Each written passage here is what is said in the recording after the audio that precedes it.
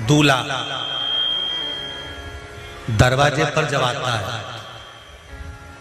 मटकी में जो दिया लगाया जाता है, सालियों लेके खड़ी होती कन्याओं, वो मटकी में एक बत्ती का दिया लगता है कि 4 बत्ती का लगता है? जम के बोले 4 बत्ती का लगता है ना।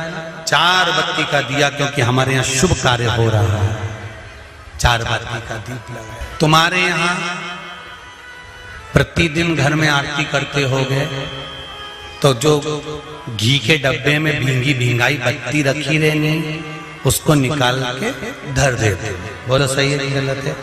निकाल के धरी, माचिस से लगाई, तन मन धन सब कुछ तेरा, और आरती कर पुरा के, घंटी बजा के, भोग लगा के, शक्कर रख के, भगवान को प्रणाम करके चली जाती। अब तुम्हारे यहाँ सत्यनारायण भगवान की तुमने कथा करवाई, तो जो घी की बत्ती लगी वो तो लगी, उसके अलावा एक दिए में कपूर अलग से लगाया। मतलब कितनी बाती हो गई? एक घी की हो गई, एक कपूर की आरती हो गई। जजमान लोग यहाँ आरती करते हैं, उसके बाद में कपूर को फिर जला देते हैं। उसका कारण क्या? अधिकता में फल प्राप्त करना, अधिकता में फल देना।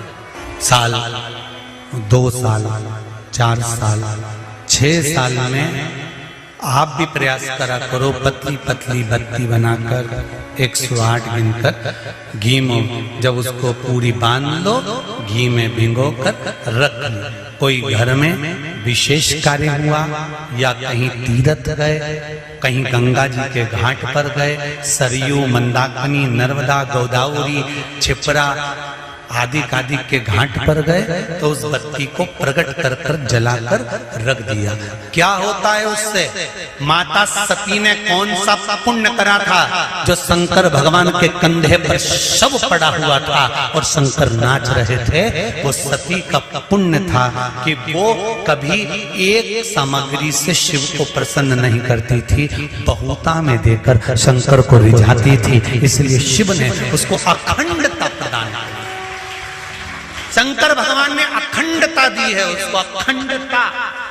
वल्ली देवी ने एक कलश, देवसेना ने एक कलश, भाग विभाजित हो गए थे, भाग विभाजित, आधा भाग भगवान को चाहिए ही पूर्णता में। फिर निवेदन करेंगे।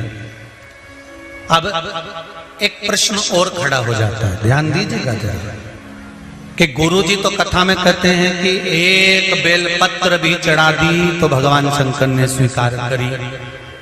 सियोर वाले गुरुजी कहते हैं एक चावल का दाना भी चढ़ाया तो भगवान शंकर ने स्वीकार करा। का क्या भाव है? इसका क्या भाव, तक क्या महत्व, तो वो भी समझ लेना जरा अच्छे से, बहुत ध्यान से समझना जरा।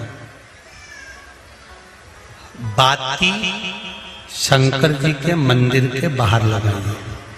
कहाँ लगाई है? मंदिर के। कपड़े दान करे मंदिर के। पंडित जी जब मंत्र बोलते हैं तो कहते हैं एक बेलपत्रम, एक बेलपत्र मात्र, एक चावल का दाना। सियोर वाला महाराज भी कहता है कि एक चावल का दाना शंकर भगवान को समर्पित कर दो, एक बेलपत्र समर्पित कर दो, एक लोटा जल समर्पित कर दो, एक फूल की मात्र एक पंखड़ी भी चलाई तो भगवान शंकर इसको स्वीकार करेंगे। इसका महत्व क्या है? तो लिंग पुराण में लिखा है, जब शंकर भगवान पर, शिवलिंग पर कोई एक वस्तु भी समर्पित होती है तो वहां शंकर जी का नाम बदल जाता है और शिव जी का नाम लक्षेश्वर महादेव हो जाता है। कौन से महादेव हो जाते हैं? लक्षेश्वर। शंकर भगवान को जब एक चावल का दाना, एक वस्तु, एक सामग्री शिव को समर्पित करी जाती है, वहां शंकर लक्षेश्वर महादेव हो जाते हैं। लक्षेश्वर का मतलब क्या होता है कि एक बेलपत्र समर्पित करी तो शंकर भगवान ने उस बेलपत्र को 1,00,000 बार स्वीकार कर लिया। एक चावल के दाने को 1,00,000 बार स्वीकार कर लिया। शंकर भगवान लक्षेश्वर महादेव बन गए। लाखों की संख्या में शंकर भगवान के स्वरूप वहां पर प्रकट। आप में से कितने लोग हैं जो क्षिप्रा नहाए थे? आप में से कितने लोग हैं जो नर्मदा नहाए? आप में से कितने लोग हैं जो गंगा नहाए? आप में से कितने लोग हैं सरयू नहाए? कहीं ना कहीं किसी पवित्र नदी में आप लोगों ने स्नान जरूर करा होगा। बोलो करा कि नहीं करा? जितने लोग कथा सुन रहे हैं उनने भी करा होगा, जितने फेसबुक पर सुन रहे हैं उनने भी करा होगा। किसी ना किसी पवित्र नदी में आपने, हमने, सबने स्नान करा होगा। अब स्नान तो हम कर लिए, उस गंगा नदी में हम नहाए, तो गंगा नदी में हमने स्नान करा और स्नान कर कर बाहर निकले तो हमको 1.25 लाख बार स्नान का पुण्य मिल जाए। उसके लिए क्या करना पड़े? एक डुबकी लगाए हो महाराज और कह रहे हो कि 1.25 लाख डुबकी का फल चाहिए, तो क्या करोगे?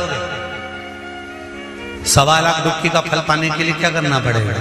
केवल एक काम, जिस पवित्र नदी का स्नान कर रहे हो उस पवित्र नदी की बालू का, बालू मतलब रेत का, बालू का शिवलिंग का निर्माण करना, उसका पूजन करना, पूजन कर कर जो बत्ती जोड़कर 108 बत्ती बनाई है, पूजन कर कर एक दिए में वो बत्ती, उस जो बालू का शिवलिंग बनाया है, पार्थिव शिवलिंग का निर्माण करा है, जो तुमने किसी गंगा, सरयू, नर्मदा, क्षिप्रा, मंदाकिनी, नर्मदा आदि पवित्र नदियों के तट पर स्नान करते समय तुमने जो शिवलिंग बनाकर पूजन करा है, उसके सामने वो बाती को जला देना, उसी से आरती उतार लेना, वो बाती वहां लगाकर छोड़ देना और छोड़ने के बाद उस शिवलिंग का फिर विसर्जन कर देना। विसर्जन कर कर उसी जल को अपने ऊपर छींट लेना। 1.25 लाख डुबकी का फल एक ही क्षण में प्राप्त होता है। इसको लक्षेश्वर महादेव कहते हैं, इसको लक्षेश्वर महादेव कहते हैं। महाराज कितना फल है? एक चावल का दाना समर्पित करने का कितना फल है? एक बेलपत्र समर्पित करने का कितना फल है? एक पुष्प की एक पंखड़ी समर्पित करने का कितना फल? और समझ लो, ब्राह्मण को हम दक्षिणा देते हैं, भांजा भांजी को हम भेंट देते हैं, बहन बेटी को हम कुछ रुपए देते हैं, जिस लिफाफे में रुपए को रख कर दिया जाता है उसमें एक का सिक्का पहले से लगा होता है। बोलो सही है कि गलत है? क्यों? समता में नहीं बढ़ाकर दिया गया, बहुत अधिक कर कर दिया गया। हमने अगर अधिक कर कर दिया है तो उसका फल भी हमको अधिकता में प्राप्त। अधिक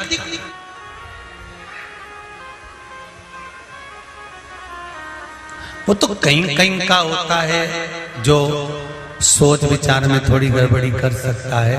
एक हमारे मित्र हैं, एक जगह जन्मदिन पर गए तो वहां उन्होंने जन्मदिन पर उन्होंने 5 रुपए लिफाफे में रखे। तो हमने कह दिया, क्यों रे ओ प्रकाश, उसके यहाँ जन्मदिन पर जा रहा है और 5 रुपए रख रहा है? तो क्या हमने जन्मदिन मनाया था 8 साल पहले, तब उसने भी तो 5 रुपए रख के दिए थे।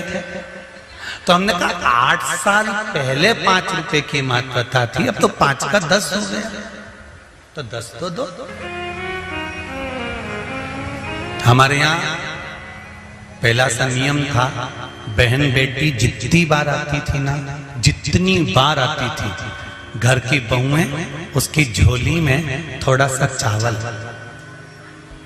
दाल, जो भी घर में होता था वो डालती थी। भले वो लेकर नहीं जाती थी, इतना सा दाना पल्लू में बांधा और लेकर चली गई, भले वो वहीं छोड़ गई, पर उसकी झोली कभी खाली कर नहीं भेजते। आप में भी जितने लोग बैठे, ऐसा नियम पहले था। अब आज का जमाना तो बड़ा विचित्र हो गया कि बहन बेटी से आस लगाकर बैठते हैं। जैसे ही आई तो पहले सोचते हैं राखी पे कितने भतीजों के कपड़े लेके आई है, कितने भाई के कपड़े लेकर आई है। अब तो आस लगाकर बैठते हैं कि ये लाई होगी। और भाई और भाभी को बहन से आस नहीं लगाना चाहिए, भाई और भाभी को तो बहन लेकर आए चाहे ना आए, फर्ज हमारा है कि हमारे दरवाजे से हमारी बहन बेटी खाली ना जाए, तो हमारा दरवाजा भी कभी खाली नहीं। कितना अंतर है, कितना। सनातन धर्म में